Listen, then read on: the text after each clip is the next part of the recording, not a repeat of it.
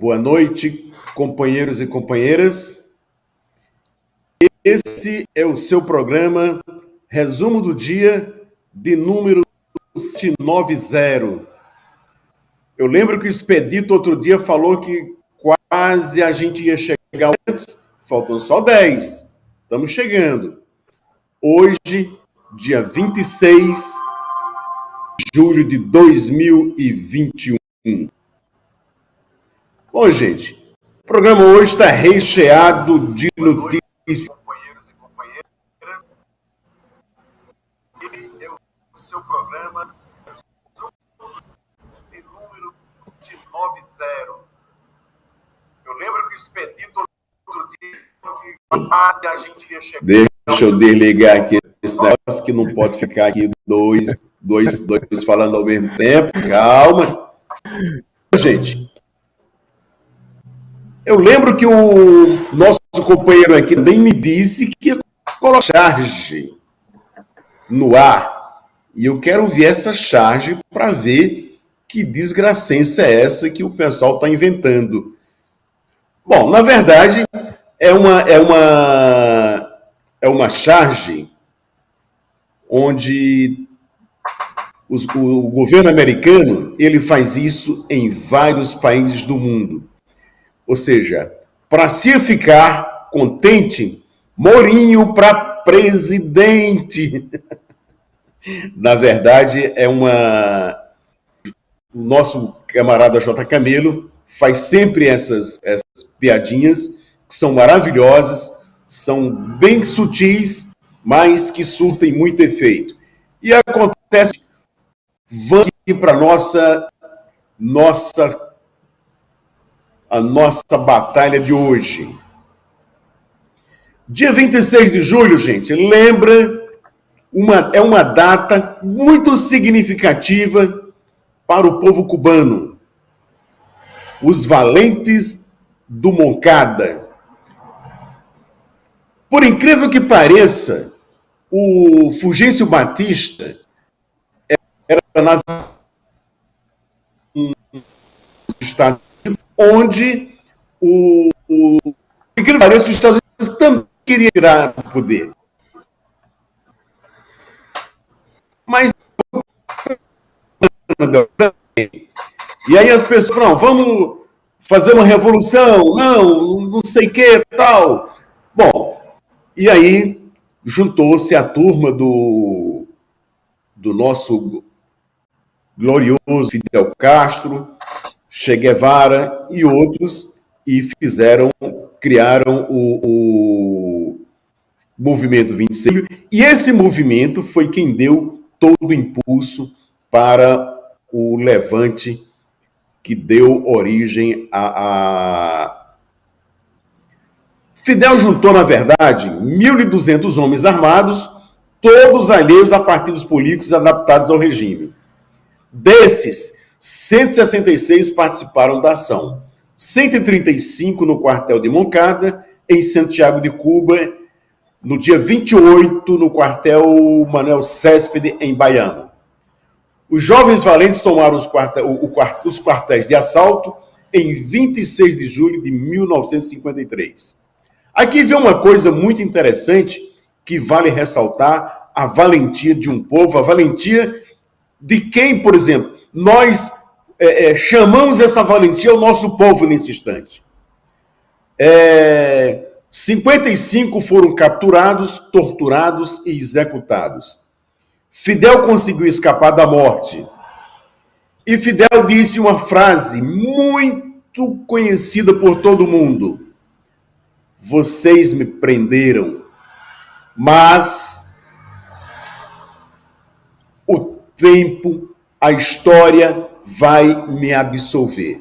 Ou seja, isso aconteceu antes da Revolução Cubana, que foi em 1959, isso foi em 53, 6 anos antes. Bom, um pouquinho só dessa pitada para a gente, mais tarde, a gente colocar isso para vocês. Gente, com recorde de moradores de rua, o país vai enfrentar fria com neve e mínima recorde Eu vi aqui, inclusive, uma notícia que vai ter 0 graus. Gente, para quem é nordestino como eu, como Camilo, acostumado ao calor de 36 ou 38 graus, pegar 0 graus é complicado. E você está na rua sem ter um agasalho sequer, é complicado. É muito complicado, é doloroso, só sabe quem ficar na rua, como o padre Lancelotti, que é a pessoa que costuma dar abrigo a todos esses camaradas que ficam nas ruas sem ter para onde ir. Na verdade, é uma situação muito, eu não diria triste, eu diria ridícula, porque nós brasileiros não éramos para estar passando por essa situação. Eu queria passar essa palavra aqui agora para o meu camarada, boa noite para o meu camarada Camilo, lá de João Pessoa, para ele comentar essa notícia. Boa noite, companheiros. Boa noite, telespectadores. E é uma situação assim mais do que complicada. A gente tem nesses últimos anos, nos anos do golpe, a população de rua sofre uma assustadora. A última vez que eu fui em São Paulo aí no 1º de maio, eu que já em São Paulo, eu não reconheci a cidade. Eu nunca de rua, nunca tinha visto a cidade tão sucateada, tão destruída. Foi assim, um choque. E em toda essa situação, que não é uma exclusividade de São Paulo, João Pessoa também assim, mas chamou a atenção pela cidade, da situação, com toda essa situação, com toda a população vai ter que enfrentar temperaturas pode chegar até -8 ou 10 graus. Situação muito ruim. Quase que a gente vai ter um número alto de mortes pelo frio. Quase certo, assim, a população vai sofrer. A população de rua, a população pobre, a população que não tem condições de se preparar adequadamente para esse clima, para essa situação, vai sofrer e muito. Essa que é a realidade nossa nesse momento. É difícil de pensar como essa população vai enfrentar esse período, né? A previsão é que até sexta se tem essas temperaturas de -8 a 10 graus, com geadas, com neve e até chuva congelada em algumas cidades da região sul e sudeste. É uma realidade diferente, é uma realidade muito tempo não se via na região e numa situação em que a população não está preparada para isso. As casas, infelizmente no país, as casas não têm isolamento térmico adequado, não têm infraestrutura adequada, são poucas casas que têm uma infraestrutura um pouco melhor, a população é segura por uma questão econômica, e assim, vai ser duro.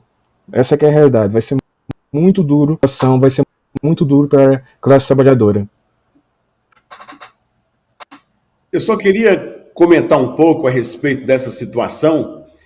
Na Rússia, essa temperatura chega a -40 graus, tem locais que chega a -50 graus. Só que lá tem uma situação diferente, tem calefação nas casas, as pessoas têm um calçado diferente para andar nas ruas, tem toda uma infraestrutura que permite que a pessoa sobreviva aos 40 ou aos 50 graus negativos. Só que no Brasil a gente não tem. Imagina esses cidadãos que estão embaixo de um viaduto, a situação não tem condições desse cidadão sobreviver por muito tempo. Ele vai pegar uma pneumonia, ele vai pegar uma gripe, ele vai pegar... Bom, imagina a gente falando em tempo de Covid. Ele vai pegar uma Covid e com certeza, vai perecer, porque a situação ela não é de brincadeira para os nossos trabalhadores. É uma situação muito complicada, mas é isso que a gente tem. E é isso que a gente tem que lutar para que esses companheiros não sofram essa situação. E eu queria agradecer aqui já o companheiro Halisson, que dá seu super stick. Boa noite a Rosângela Barbosa de Oliveira, canal Luciesne, esse aqui está toda noite dando o seu ar da graça, gente muito boa. Denis Navarro, Anderson Marques, esse aqui é bem complicado. Dan Robot, Andréa Paula, Estefânia, essa é de casa, essa é do PCO, gente maravilhosa. Sou eu, desta vez eu consigo, um dia ele consegue. Neide M, Anderson Andrade, Flor da Terra, Ana Matos, bom, Priscila é lá da Terra do Frio. Essa sabe o que é gelo. Bom, dessa vez eu consigo também deu sua contribuição. Daqui a pouco a gente fala mais a respeito das contribuições dos companheiros e pede que deem mais contribuições, afinal, é uma necessidade essa contribuição. Gente, mais de 600 mil pessoas foram às ruas no sábado, dia 24, exigiu fora Bolsonaro. Bom, eu vou deixar essa notícia para o final, para a gente fechar ela com chave de ouro. Mas aqui tem uma notícia que ela é meio capciosa, gente. 8 capitais suspendem a primeira dose da vacina contra a Covid. Gente, eu não consigo entender isso. Primeira coisa, nós temos, hoje, nós chegamos à marca de 550 mil mortos. Todo dia está morrendo gente. E houve um apagão, se eu não me engano, esses dias, de quase 10 dias, que não chega vacina para os estados.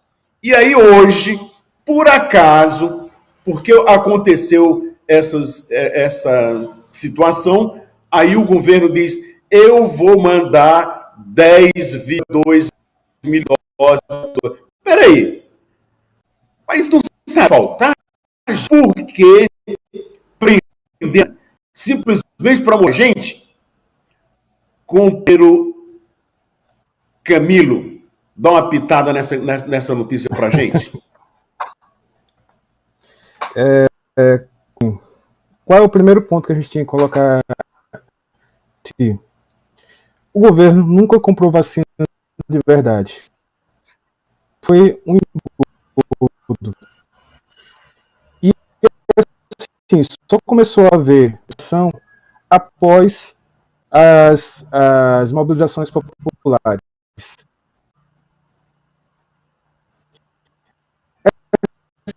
Essa que é a razão.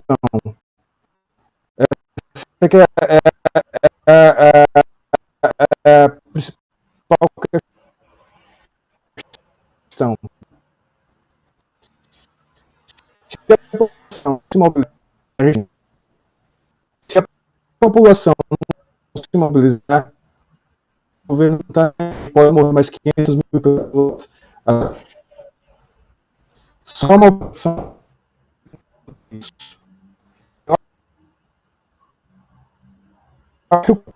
Eu lembro, até o primeiro inicial, e o empenho do governo, não havia nenhuma ação real nesse sentido.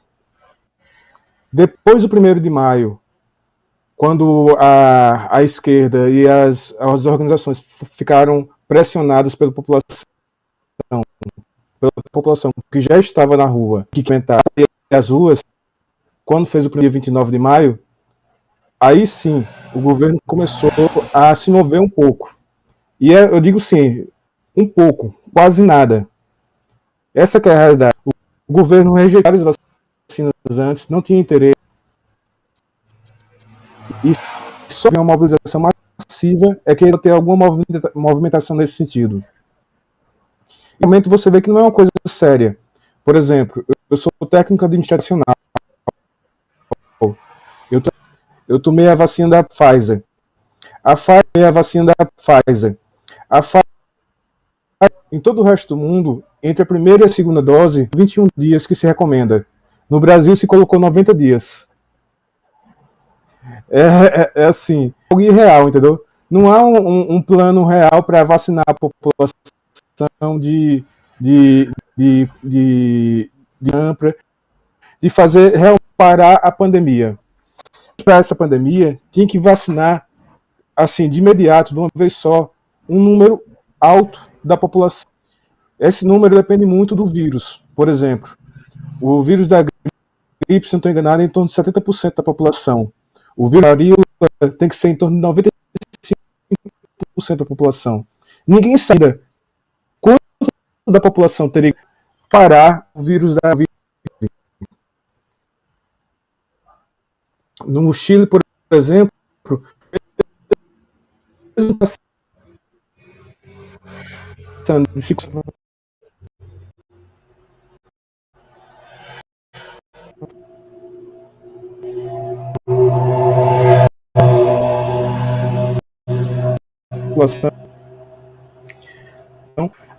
e ainda tem um alto número de infecções.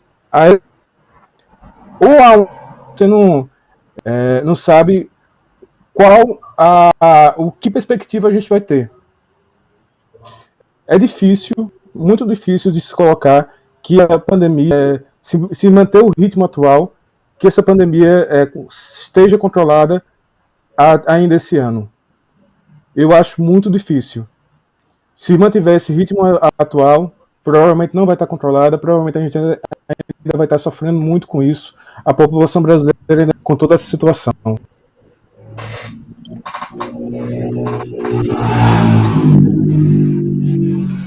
Concordo plenamente, camarada Camilo. E tem mais um detalhe. A variante Delta, poucas pessoas conhecem, essa que começou na Índia e vários outros países já tiveram essa variante Delta. Ela tem um detalhe, que poucas pessoas... A imprensa normal ela não fala sobre essa variante Delta. O como é, o porquê. Primeira coisa, a variante comum, a Covid comum, ela infecta, por exemplo, 3 pessoas. Essa Delta infecta 7 pessoas de cada vez. Ou seja, nós precisaríamos estar pelo menos 95% de pessoas vacinadas.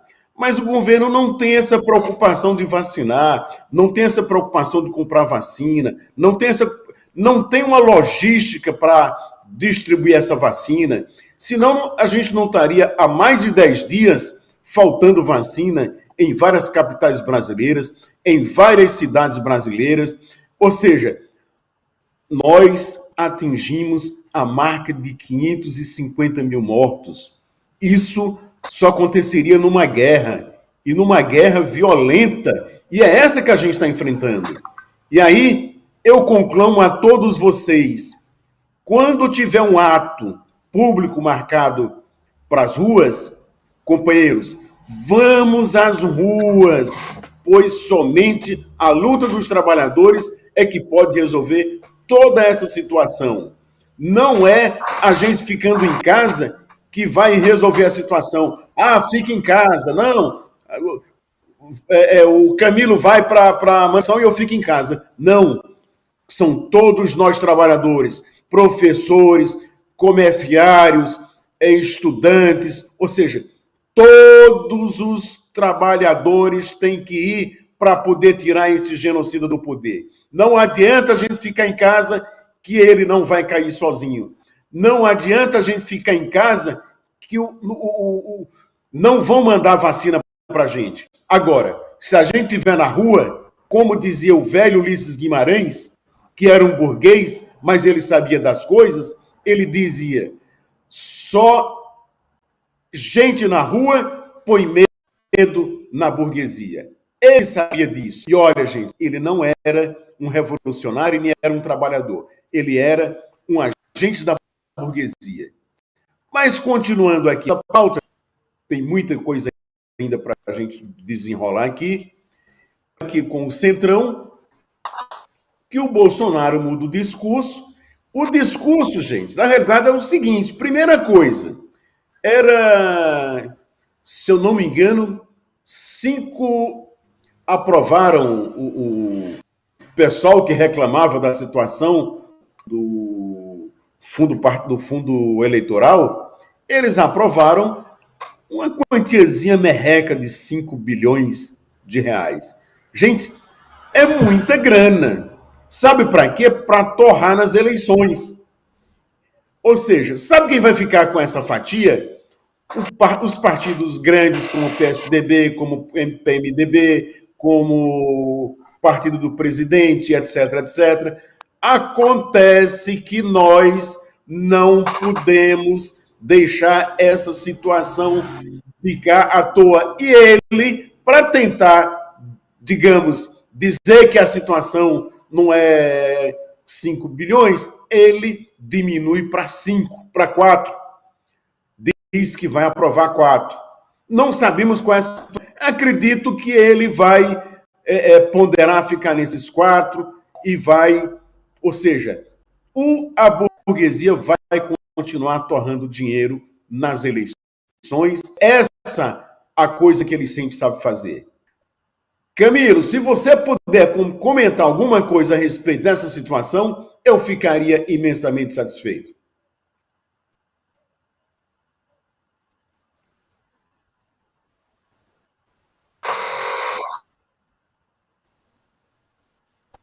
Camilo parece que congelou. Beleza, gente. Bom, na verdade é o seguinte, gente. Na verdade é o seguinte. Conseguiu, Camilo? Desenrola? Se você desenrolar, não tem problema não. A gente continua a pauta. Não tem problema. A gente não perde tempo, não. Aqui o negócio aqui é... Sim. Crise econômica. Construção. Bom, olha só. É uma Ferrari com freio de mão puxado. Bom, gente. Coisa. Eu sou da área de construção. Como é esse ramo? E o que é que o presidente quer? Vamos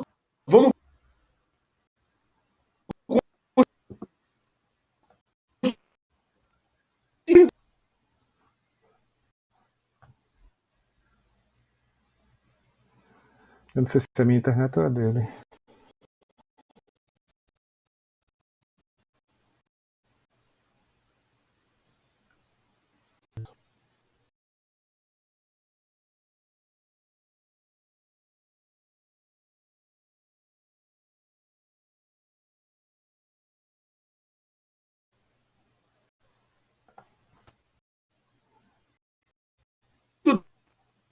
a construção que ele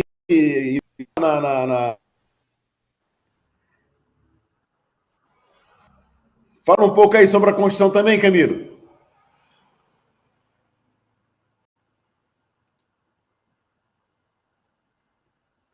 Bom, quando nos governos Lula e Dilma, eu vou voltar um pouco. Tinha, por exemplo, construções grandes nas capitais nordestinas. Eu não vou nem para as capitais do Sul.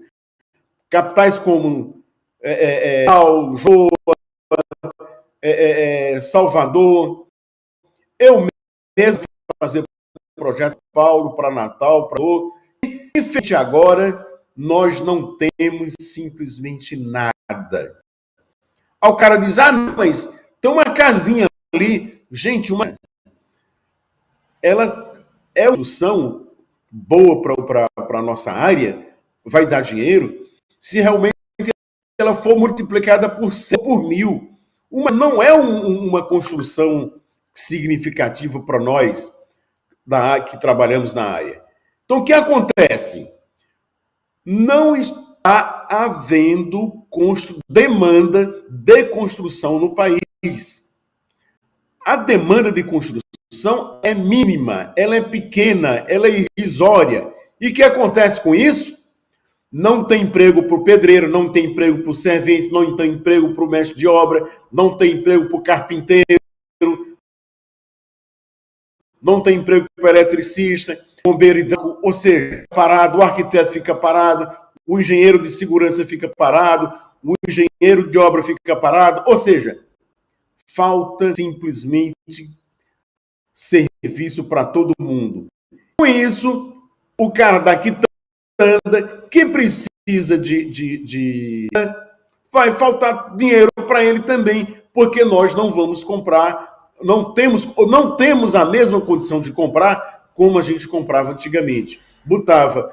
Gente, botar R$6 de gasolina num carro para ir comprar não sei onde é humanamente impossível. É melhor comprar em casa do que ir bem longe no local onde a gente olha assim, mas eu não vou ter condições de pagar tudo isso.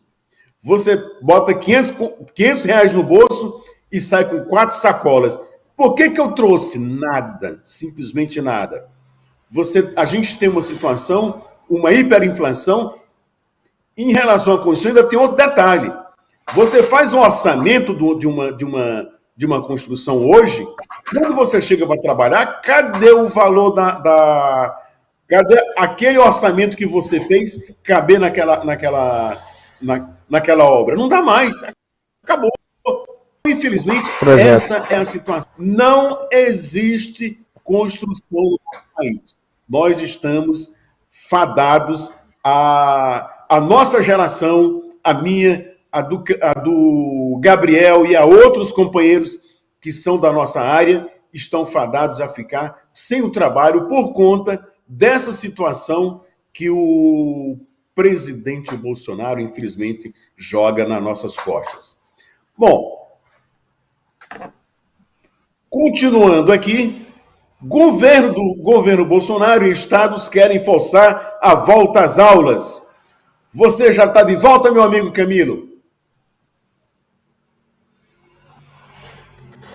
Olha, eu não estou por uma questão puramente Você está mudado, Camilo? porque os professores que são...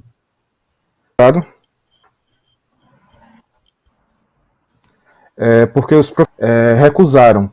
O conselho da universidade, o conselho superior usou. Mesmo com toda a pressão do interventor, porque aqui, na verdade, está sob uma intervenção, indicou uma figura execução, indicou a dele para pauta aqui, mas o Conselho Superior usou a volta. E assim, é senso quase comum entre o Conselho só retornar após vacinação. Os professores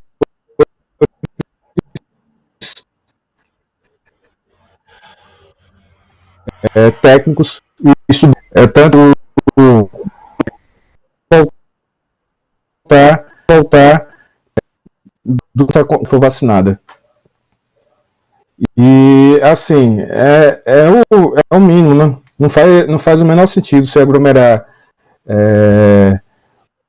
um número de pessoas sem estar vacinado só para disseminar o vírus.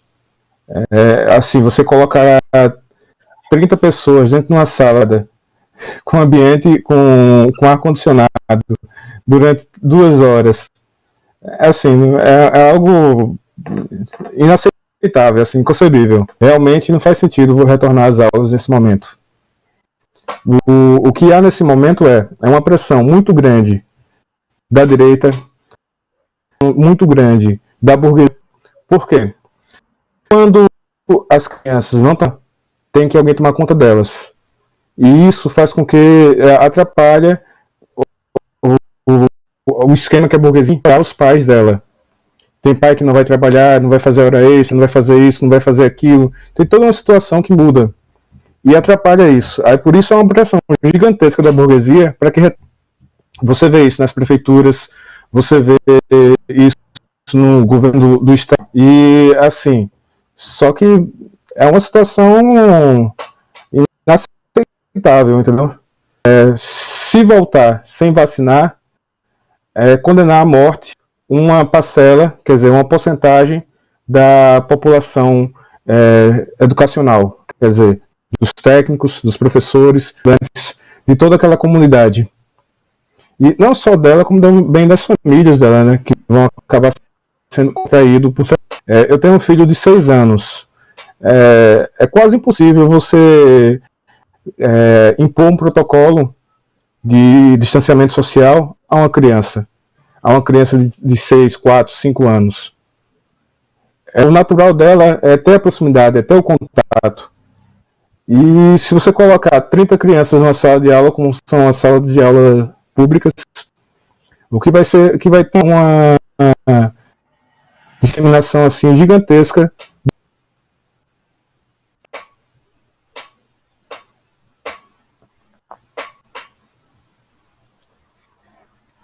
E sem contar, Camilo, que os pais e todos os familiares dessas crianças não estão sendo vacinados. Quer dizer, Exato. além de colocar as crianças na forca, os pais, os familiares também estão nessa situação. Os irmãos mais velhos dessa moçada também estão nessa mesma situação. Então, mais um motivo para a gente sair às ruas e dizer: só voltamos a dar aula se tivermos vacina. Inclusive vacina para todo mundo. Não é dizer assim, não, a vacina agora vai ser só para fulano, beltrano e ciclano. Não, vacina tem que ser para todo mundo. Porque no começo estava aquela história. Vai ter vacina agora para escolher quem vai ser obrigado a tomar vacina. E agora não tem vacina. Que história é essa? É uma confusão, eles fazem uma celeuma e enrolam. Depois dizem que a culpa é dos governadores. Na verdade, os governadores têm sua parcela de culpa, mas a culpa principal é do senhor Jair Bolsonaro. Não é do povo. O povo está sofrendo as maiores agruras que já tiveram nessa situação que pode define essa situação. Bom, seguindo com a nossa pauta, gente, com 10 pré-candidatos, melhor classificado da terceira via tem 2%. Será que vocês podem adivinhar quem é que tem 2%? Dória. Gente, mas na verdade, olha, exatamente, o Dória tem 2%, o Ciro deve ter 7%, o Mandetta tem, nem bateu a cara do Rio Grande do Sul também. Está todo mundo embolado, está todo mundo querendo ser a terceira via. Essa é a grande verdade. A burguesia está querendo essa terceira via. Que tem 2 partidos que estão na terceira via. O C e outro, o PDT. Na verdade, é uma situação hiper complicada. Camilo, então você me diz como é que está a situação dessa terceira via mesmo, desses 10 pré-candidatos?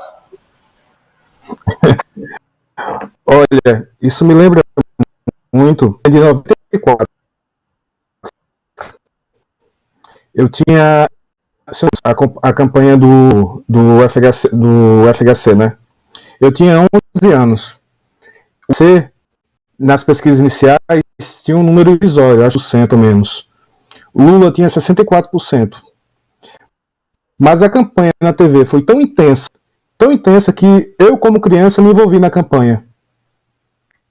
Eles jogaram tanto peso para fazer o FHC ganhar, para material do FHC, que eu, como criança, acabei na campanha. Então, o Sora Pintar, quando eles fizeram a campanha pro Itamar Franco assumir, eu era uma criança, tinha anos na época, e fiquei na anterior, né, para ver se ia ter mobilização fora Colo. A campanha da TV era tão forte, tão intensa do Centrão, quando começou a fazer a campanha, que eu me envolvi na campanha. Aí isso aí me chama a atenção. E hoje, o que é que chama também? A burguesia, ela está tão unificada, tanto com a terceira via, com a ideia da terceira via, quanto com a ideia de prosseguir o Bolsonaro, que assim, você vê que as coisas vão casando. Uma manchete anterior falava do aumento do fundo partidário, fundo eleitoral. O que é o fundo eleitoral? É o fundo para o Centrão fazer a campanha da terceira via. Essa é a realidade. E o fundo passou de 1, para 5,7. Mais que triplicou. Quer dizer, os caras estão se pedindo para ir para cima. E a Dória, a intervenção dele nas movimentações, na manifestação muito intensa.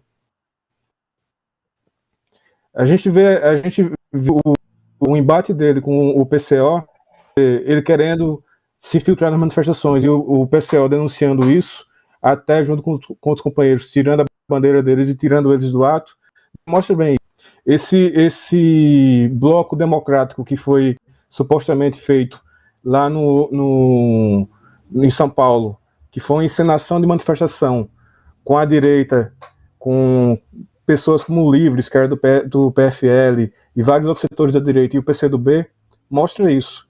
Quer dizer, eles estão numa campanha pesada, recrutando da esquerda para fazer uma alternativa lá para tomar o poder na próxima eleição. Assim, o Dória está investindo assim, de forma pesada nisso. E você vê que setores da esquerda, como o PCdoB, entraram nisso aí de cabeça, entendeu? Esses setores estão muito pressionados pela questão da barreira eleitoral, porque vai mudar muito o cenário político.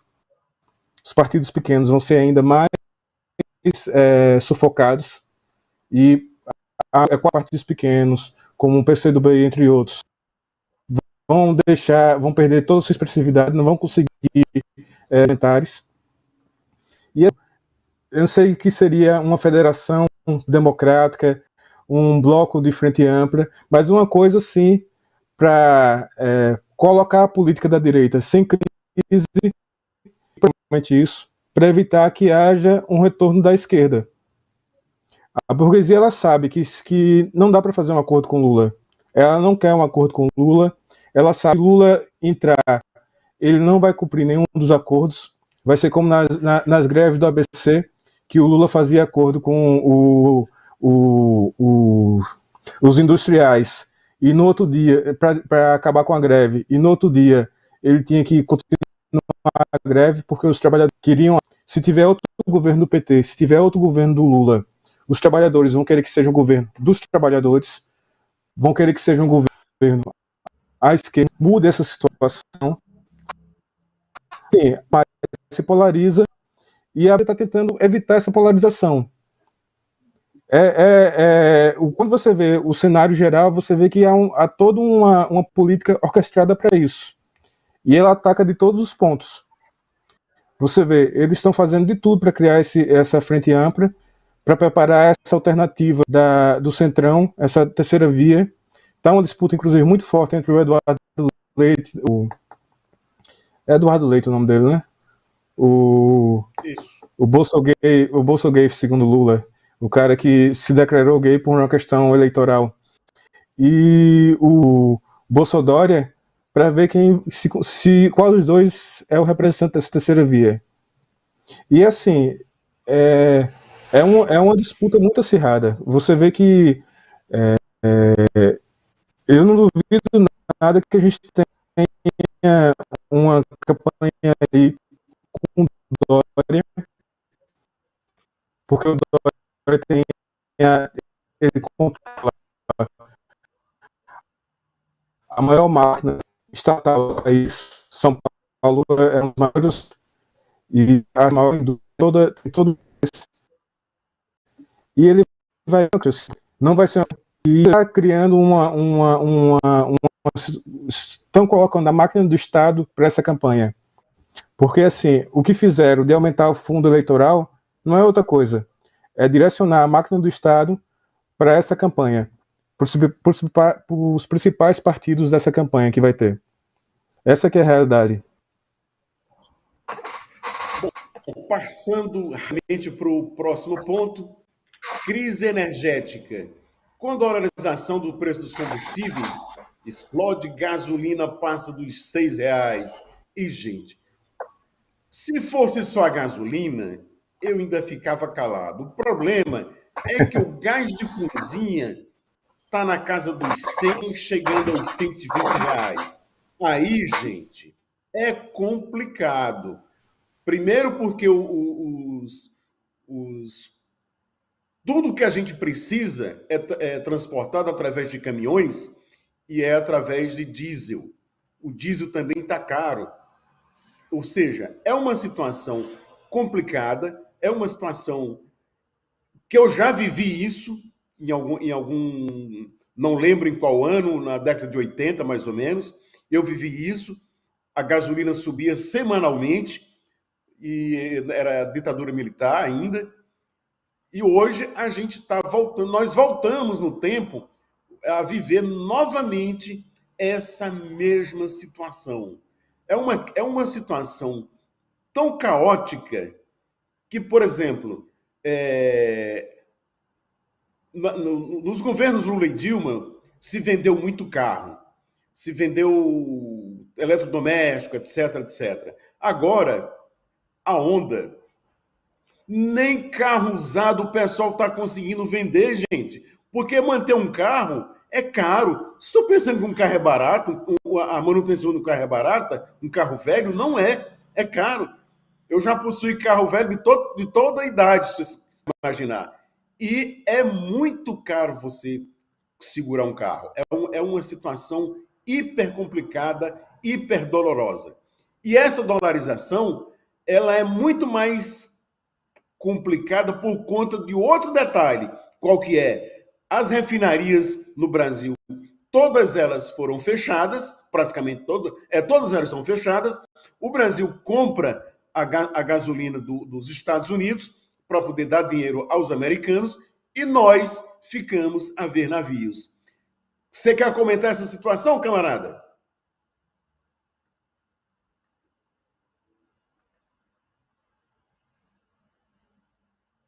Você está De mutado. combustível nossa, toda a produção de combustível nossa é nacional. O óleo é nacional, refinaria a gente tem tudo para fazer tudo aqui. Quer dizer, o atrelado ao dólar, ao preço do óleo internacionalmente, por uma questão puramente política. É uma questão de defender os lucros dos investidores na Petrobras. Quer dizer, a gente está sofrendo aqui uma situação muito ruim, a população brasileira está pagando, como é que eu posso dizer, esfolada, está sendo esfolada, desabonada, simplesmente para garantir o lucro dos investidores. É assim, é inaceitável isso. É uma situação que é inconcebível, inclusive, para qualquer pessoa que não veja, não esteja sentindo a situação, não esteja vivendo. Outra coisa interessante da questão da crise energética é a questão das hidrelétricas, né? Porque da diminuição do nível das usinas. Só que durante o governo deliberadamente esvaziou as usinas, os reservatórios de água. O governo teve uma política de diminuir o nível dos reservatórios. E agora que a gente chegou no período de seca, faltou, é normal. Quer dizer, o que o governo está fazendo nesse momento é deliberadamente usar uma política optar pela política de usar termoelétricas para gerar energia. O que só aumenta os custos, só vai piorar a situação da população. Assim, é uma política totalmente antipopular. Ele está defendendo qualquer outro interesse menos o da população. A gente não sabe o que está por trás, assim, mas um interesse tem, porque foi algo deliberado. O pessoal simplesmente começou a esvaziar o nível de forma discreta, 10% dos reservatórios, e quando chegou o período de seca, a gente tem, acho que até setembro, novembro, é estimado que se tenha reserva de água para propulsão. Passou disso, não tem mais. É uma crise assim gigantesca e atinge principalmente o setor industrial. A gente vai voltar ao que era na época do FHC, que a indústria parava porque é assim uma coisa absurda, que você tinha racionamento. Eu era criança, mas eu me lembro que dia sim, dia não, faltava energia. Era de se fazer. E assim, isso para a indústria, isso para o país é uma calamidade. É algo assim pensável. É difícil de prever o que a gente vai ter com isso. O prejuízo. E a população, é claro, os patrões, a burguesia que tem esse prejuízo vai passar ele todinho para a população. Vai cobrar da classe trabalhadora, da nossa classe trabalhadora. Só para complementar essa tua informação, o camarada Camilo, tem uma outra situação que pouca gente conhece. Só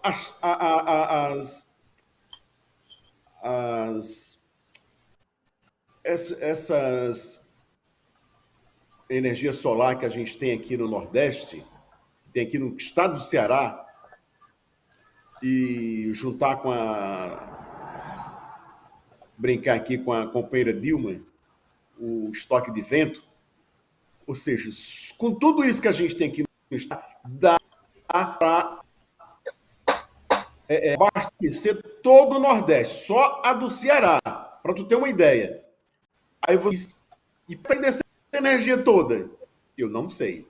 Sinto muito, mas eu não sei. Ou seja, existe uma má gestão em todo local, exatamente para privatizar a Eletrobras. Mas tipo, nossa pauta ela não é grande. Bom, tem uma frase, aliás, a mobilização precisa continuar até uma greve geral. Eu parei naquela situação, naquela notícia que dizia que nós levamos mais de 600 mil pessoas, mais de 600 atos no país todo e mais de 700 mil pessoas. Só que acontece o seguinte, gente, não adianta simplesmente somente a mobilização, não. Não adianta simplesmente a gente ir para a rua, levar faixa, levar panfleto, levar isso, levar aquilo. Nós temos que fazer algo. Outra coisa, os movimentos estão sendo dia de sábado. Sábado não afeta o bolso do empresário, não, gente. Essa mobilização ela tem que ser feita num dia de semana, numa sexta-feira, numa quinta-feira, principalmente numa quinta-feira, que é para ferrar o empresário, que é para ele sentir no bolso. No dia de sábado ele não sente isso. Para ele passa batido. Para ele é ótimo isso daí. Então, que seja durante a semana, que seja em todas as capitais, em todas as cidades durante a semana, e que nós chamemos uma greve geral. A CUT faça isso, os sindicatos façam isso, porque se a gente ficar simplesmente, somente indo às ruas, levando as nossas faixas, levando o nosso pedido de fora Bolsonaro, nós vamos cair no limbo, nós vamos cair numa situação onde nós não vamos chegar a lugar nenhum. Ou seja, somente uma greve geral pode derrubar general, capitão, escambau. Nós somos fortes, a classe trabalhadora é forte e ela tem condições de fazer isso. Agora, nós precisamos que todos os sindicatos chamem essa greve geral. todos os sindicatos participem, que ela pode ser inicialmente de 2 dias e depois aumenta a quantidade de dias, 5 dias, 10, 15, 20, 15 dias. Eu tenho certeza de uma coisa: o empresariado não aguenta, ele arreta. Passa a palavra para você, meu camarada Camilo. Não, essa é a realidade, entendeu? Tem que mobilizar, tem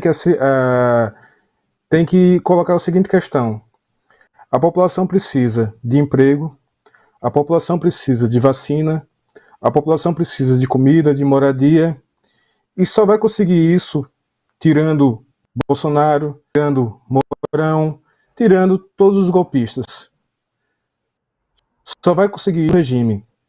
Essa que é a realidade. E para isso, tem que ir para cima, tem que mobilizar, tem que fazer greve, tem que ocupar. Inclusive, assim, nesse momento a gente está com várias estatais sendo atacadas.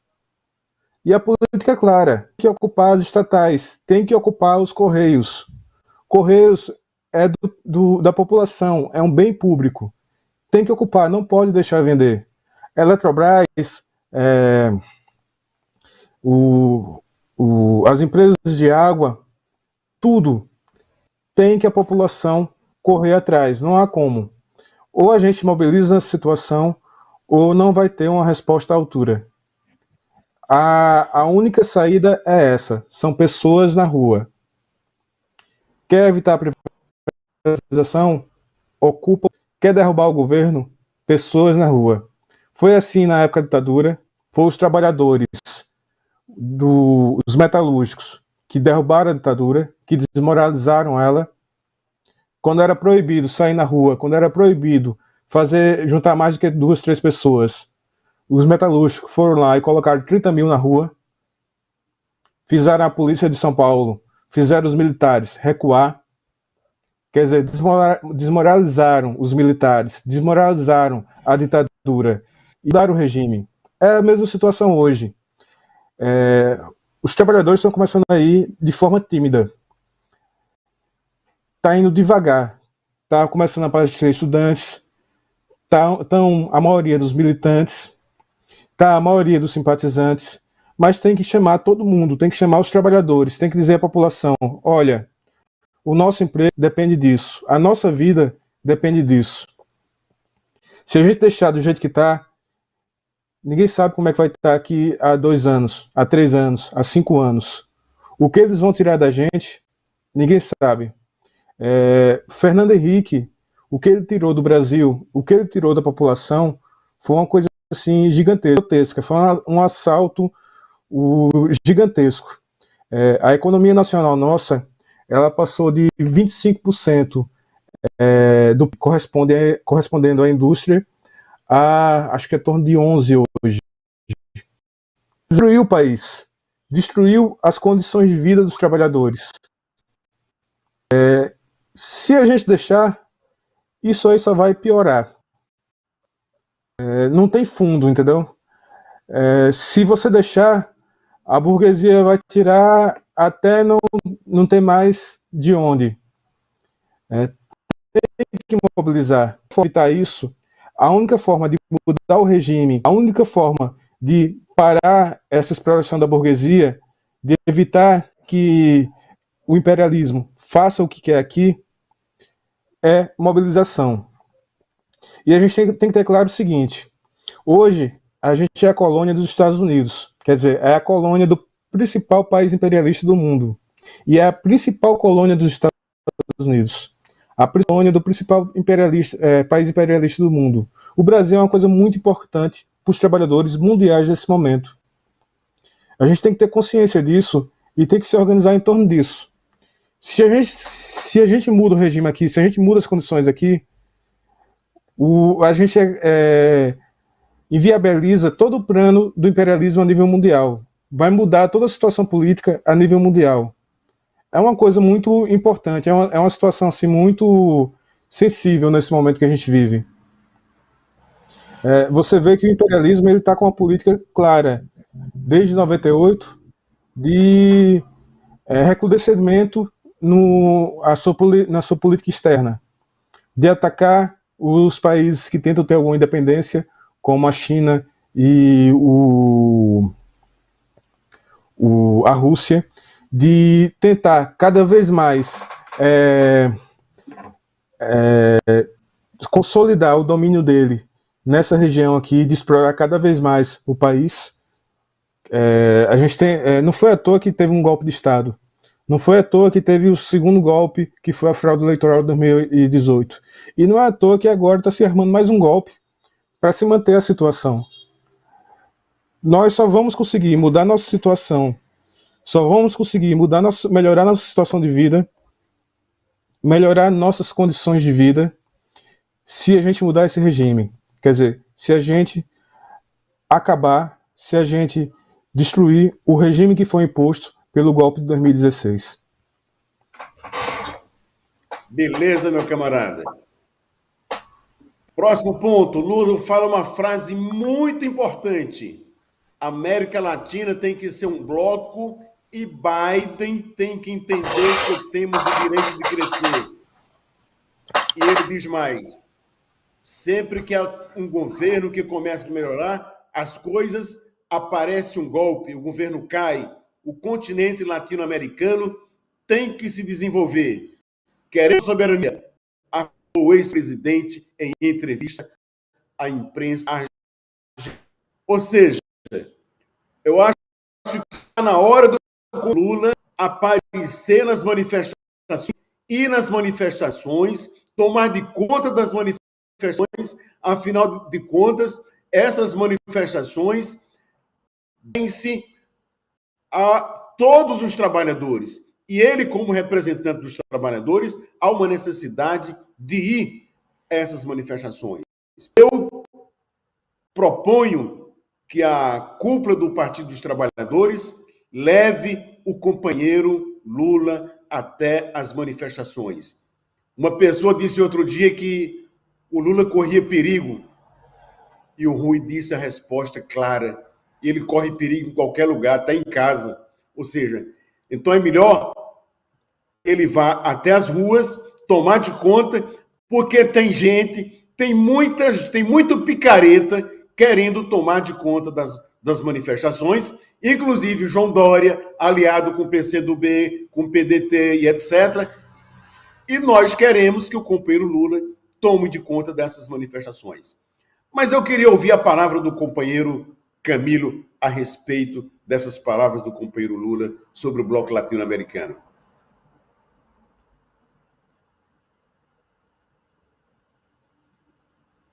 De um amigo argentino, As Vias Abertas da América Latina. Ele é de um jornalista argentino que teve os problemas dele, mas esse trabalho é um trabalho bem interessante. E assim, ele demonstra 500 anos, foi 500 anos de opressão, 500 anos de exploração imperialista sobre a América Latina. E é interessante que ele é um bem jornalístico, bem organizado, e ele pega país e vai demonstrando como essa opressão evita o desenvolvimento dos países, como essa opressão torna a América Latina o terceiro mundo, que não é uma questão ocasional, é uma ocorrência direta da exploração dos países imperialistas, da Inglaterra, que explorou muito a América Latina, da Holanda, dos Estados Unidos, que encheu aqui também. Aí, assim, essa é a realidade nossa. É 500 anos sendo pisoteados, sendo dizimados, sendo saqueados, acho que esse é o termo correto, pelos países imperialistas. E não é diferente. Aconteceu várias vezes de vários líderes se levantar e os países imperialistas intervirem e destruir isso. Um bom exemplo é o exemplo do Paraguai, que era um país que tinha uma certa independência, que estava tendo certo desenvolvimento, e por pressão da Inglaterra principalmente, acabou entrando numa guerra contra o Brasil, a Argentina e o Uruguai, e foi dizimado. A realidade nossa é estranho até o pessoal, alguns grupos de esquerda, não, mesmo tendo 500 anos nessa mesma situação, alguns grupos da esquerda não reconhecerem isso. E assim, a gente tem que ter claro que não há outro jeito, tem que lutar contra o imperialismo. Só vai haver desenvolvimento, só vai haver melhoras das condições de vida da população, do país, do Brasil, da população latino-americana, quando lutar contra o imperialismo. Quem deu o golpe de Estado, e na maioria dos países da América Latina, foi os Estados Unidos. Quem eleição direta nesses países, que controla a economia desses países, é os Estados Unidos. Tem algum outro país imperialista menor que ele é o principal abutre daqui. E assim, se a gente não se organizar, se não houver uma discussão da classe trabalhadora contra ele, primeiro, assim, a classe trabalhadora brasileira tem que ter uma discussão clara. Quem são os nossos inimigos? O inimigo do trabalhador é patrão, é o imperialismo que o patrão está de cabeça baixa para ele, é um lacaio dele. E o trabalhador daqui, o trabalhador da Argentina, o trabalhador do Paraguai, o trabalhador do Chile, é o mesmo trabalhador. Está na mesma situação. A gente tem que se unir, juntar forças e lutar. Essa é a saída. Assim, inclusive, é claro uma coisa. Se a gente tiver uma mobilização forte aqui, a gente teve uma mobilização forte em vários países da América Latina. Mas se a gente tiver aqui, se essas mobilizações se desenvolverem, com condições de mudar o regime, o Brasil vai estar aí à frente da ação em toda a América Latina. Isso aqui vai pegar fogo de um extremo a outro. E a classe trabalhadora brasileira vai estar à frente disso.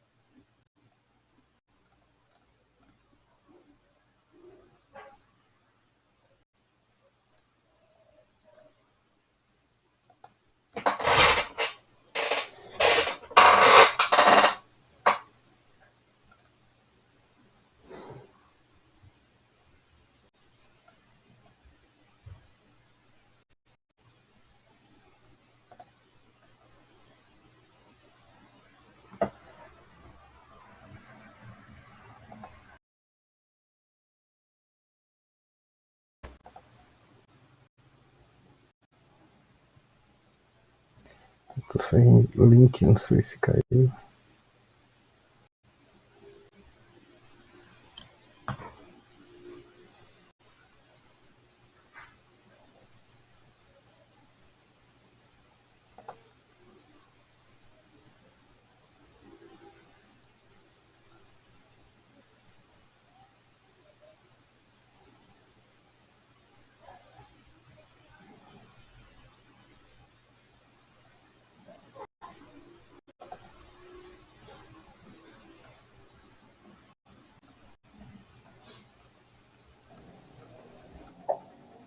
Pode ir, Camilo.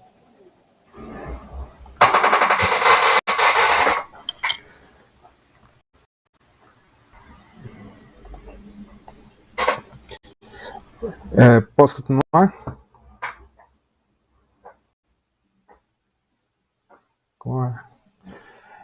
É assim, é bem interessante essa situação, porque o que a gente tem nesse momento é um recrudescimento novamente da política internacional do imperialismo.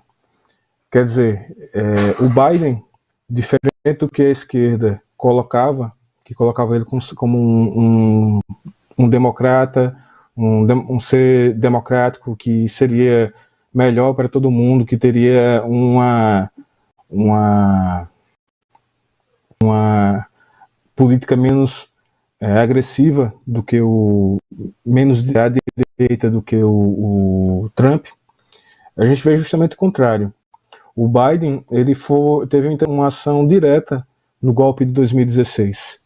E assim, durante o governo de Obama, que Biden era o vice, ele teve ação direta em várias frentes pelo mundo inteiro. Ele interviu de forma belicosa em todo o mundo.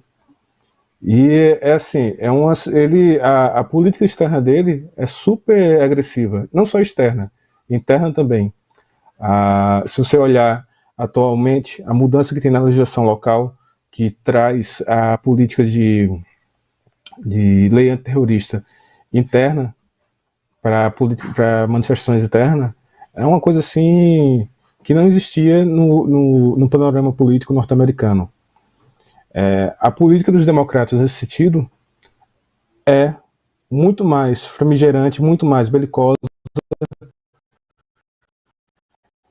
e muito mais à direita do que a própria política do Trump. É interessante isso que uma parte da esquerda criticou quando a gente levantou essa questão. Olha, vocês estão aderindo a esse discurso de identitarismo, enquanto o Biden com o Obama começou diversas. Assim, bombardearam meio mundo. E assim, ele mal começou o governo dele e já teve várias ações belicosas contra vários países. Inclusive a tensão entre a Rússia e a China aumentou assim significativamente. É visível isso.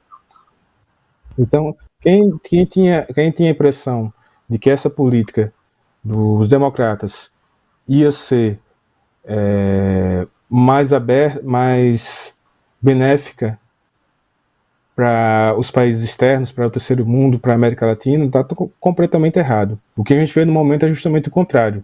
A gente vê que o Biden, a política dele, a ação dele, a postura dele é de intervir mais e de forma mais direta na nossa ação. Eu acho assim que, inclusive, que se não fosse ele, a nossa situação aqui tem um rumo diferente. Ele representa, de forma concreta, o setor mais forte do imperialismo, o setor mais ligado ao capital especulativo, aos bancos, o setor que mais tem uma política de ataque aos países. Bem diferente do Trump, que era de um setor capitalista menor, interno, dos Estados Unidos, e que não representava a maioria dos capitalistas. Era um negócio bem... assim, a gente vai ter, na verdade, uma realidade muito dura aqui no país, ser uma luta encarniçada. E o Bolsonaro, que quer acabar com ele é só uma ação do Biden, da política do Biden aqui. Essa que é a nossa realidade. A próxima notícia, sim, que chama a atenção e que a gente gostaria de comentar, era a questão da perseguição nas Olimpíadas do imperialismo à Rússia. A gente tem uma situação hoje que é bem, assim, bem, como é que eu posso colocar, bem significativa. Vários atletas russos, eles, para poderem participar da Olimpíada, eles tiveram que fazer essa participação sem ser com a bandeira russa. Não foi colocado a bandeira russa e nem foi executado o hino russo. No lugar da bandeira russa, no lugar da identificação russa, da nacionalidade deles, foi colocado uma identificação como é que chama? Do comando da Rússia, e assim, era os símbolos das Olimpíadas e as cores apenas, sem a bandeira. E no lugar da execução do hino da Rússia, foi colocado o Concerto para Piano e Orquestra número 1 do Tchaikovsky. Quer dizer, um absurdo. Aquele país que representa uma população, que representa uma nacionalidade, ele não pode ter essa expressão por uma dominação do imperialismo. Na verdade foi assim. Nas Olimpíadas de Atlanta, em 96, no século passado, foi a última vez que a Rússia pôde exibir suas bandeiras e colocar ter sua representação. De lá para cá, até 2000, se não estou enganado, até 2022, todos os atletas russos que quiserem participar de algum evento internacional terão que fazer isso pelo Comitê Olímpico Russo, não pelo país. Quer dizer, não poderão exibir sua bandeira, não poderão, não será executado o seu hino. É um ataque direto à própria nacionalidade russa. A alegação para isso seria de um suposto escândalo de doping em atletas. Supostamente os atletas que foram envolvidos estão proibidos de participar de qualquer evento internacional, e a Rússia também teria sido penalizada com essa proibição de sua participação como um país. Aí eles acabaram, pela pressão de todo o resto, acabaram liberando a participação só dos atletas pelo Comitê Olímpico Russo. Mas assim, é claramente um ataque do imperialismo aos países que tentam ter uma independência da política do imperialismo. A gente tem uma situação interessante que a Rússia estão há no mínimo 2 décadas aí numa política de total independência do imperialismo, tentando, né? Eles começaram a mudar o lastro econômico da moeda deles. Em vez de ser lastreado em dólar, a moeda deles está sendo lastreada em ouro. Eles estão fazendo a conversão, estão comprando ouro de todo jeito para fazer essa conversão. Estão tendo todo um desenvolvimento tecnológico. A questão do 5G da China foi bem visível, e está tendo disputa para ter um espaço econômico, quer dizer, para ter uma independência desses países aos Estados Unidos. E assim, a retaliação ela é absurda, ela vai em todos os âmbitos, do político, econômico, até os esportes. O imperialismo ele não fica satisfeito apenas com a campanha. Nós estamos chegando ao final de mais um dia. Agradecer a todas as pessoas que estiveram conosco durante esse programa, que não é fácil substituir o Toninho. Um grande abraço. Tchau, tchau.